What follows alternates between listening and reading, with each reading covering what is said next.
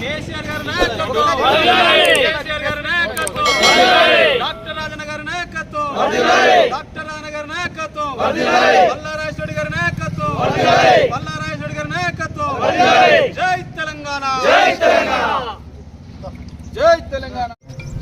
ఈరోజు వేలేరు మండల కేంద్రంలో నిర్వహిస్తున్నటువంటి బీఆర్ఎస్ పార్టీ పత్రికా సమావేశానికి ఇచ్చేసినటువంటి బీఆర్ఎస్ పార్టీ కుటుంబ సభ్యులందరికీ, అదేవిధంగా పాత్రికేయ మిత్రులందరికీ హృదయపూర్వక నమస్కారాలు తెలియజేస్తున్నాం.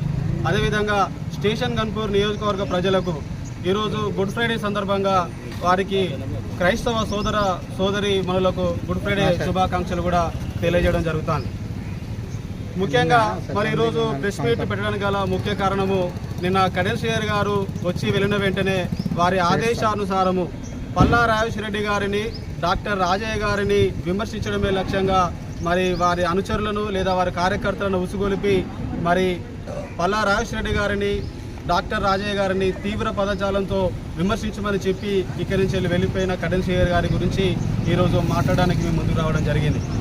ముఖ్యంగా వారు స్థాయిని మరచి వారు ఏ స్థాయిలో ఉన్నారు, ఎక్కడి నుంచి వచ్చారు, గతంలో ఏం చేశారు, ఇప్పుడు ఏం చేశారు అనే విషయాలను మరచి మరి గౌరవనీయులు పెద్దలు పల్లారాజేశ్వరి గారి గురించి అసభ్య పదజాలం వాడుకుంటూ వారి స్థాయిని మరచి మాట్లాడడం జరిగింది.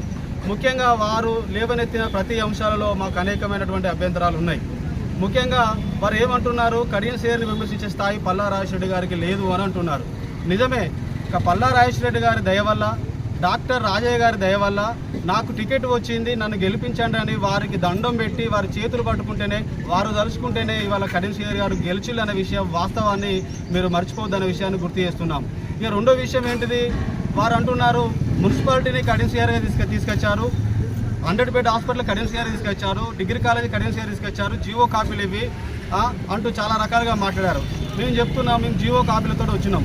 మీకు సిగ్గు శరం ఉండేంటే కాంగ్రెస్ కార్యకర్తలారా, మీకు సిగ్గు శరం ఉండేది ఉంటే మేము జీవో కాపీలతో వచ్చినాం. పల్లారాజేశ్వరి గారు చేసే అభివృద్ధి గురించి మాట్లాడడానికి వచ్చినాం. మేము ప్రతిదీ ఎవిడెన్స్ చూపిస్తాం. మీ కడెన్సీఆర్ తోటి రాజీనామా చేయించడానికి మీరు సిద్ధంగా ఉన్నారా? ఒకవేళ రాజీనామా చేయించడానికి సిద్ధంగా ఉండేదంటే ఇదిగో జీవో కాపీలు మేము తీసుకొని వచ్చినాం. ఆ రోజు డాక్టర్ రాజయ్య గారు 12వ తారీఖు 4/2023 రోజున మున్సిపల్ శాఖ మంత్రి కేటీ రామారావు గారికి ఒక లెటర్ రాస్తారు. శివునిపల్లి, గన్పూరు, చాగల్లు 3 ప్రాంతాలను కలిపి దీన్ని మున్సిపాలిటీగా అప్గ్రేడ్ చేయండి అని చెప్పేసి ఒక రిక్వెస్ట్ లెటర్ పెట్టడం జరిగింది. ఇది ఆ లెటర్. ఆ తర్వాత ఏం జరిగింది, ఇగో మున్సిపల్ కమిషనర్ సత్యనారాయణ ఐఏఎస్ గారు ఉండడు. అప్పుడు కేటీ రామారావు గారు ఆ కమిషనర్ గారికి ఒక లెటర్ పెట్టి ఇది గన్పూర్ ప్రాంతాన్ని అప్గ్రేడ్ చేసే విషయాన్ని పరిశీలించండి అని చెప్పేసి అని ఆ రోజున డేట్ ఎప్పుడు, ఇది 6వ తారీఖు 2023.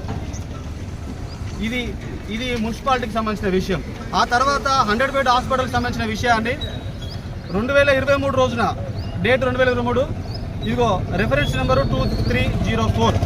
ఈ క్రమంలో జియో నెంబర్ 432. ఈ క్రమాన్ని ఉద్దేశించి మరి డాక్టర్ రాజయ్య గారు 30 పడకల ఆసుపత్రిని 100 పడకల ఆసుపత్రికి అప్గ్రేడ్ చేసే విషయంలో వారి యొక్క రెఫరెన్స్ ఇది, జీవో నెంబర్ ఇది. మరి కడెన్సీఆర్ గారు ఎక్కడ పనిచేశారండి? 2023లో కడెన్సీఆర్ ఎమ్మెల్యే ఉన్నారా, డాక్టర్ రాజయ్య గారు ఎమ్మెల్యే ఉన్నారా? మరి ఏం మాట్లాడుతున్నారు? ఇప్పుడు వెనకటికి ఒకటి చెప్తాడు, వెనకటికి పెళ్లినాడు మన పెళ్ళానికి పట్టుచీర కొనిచ్చిండట.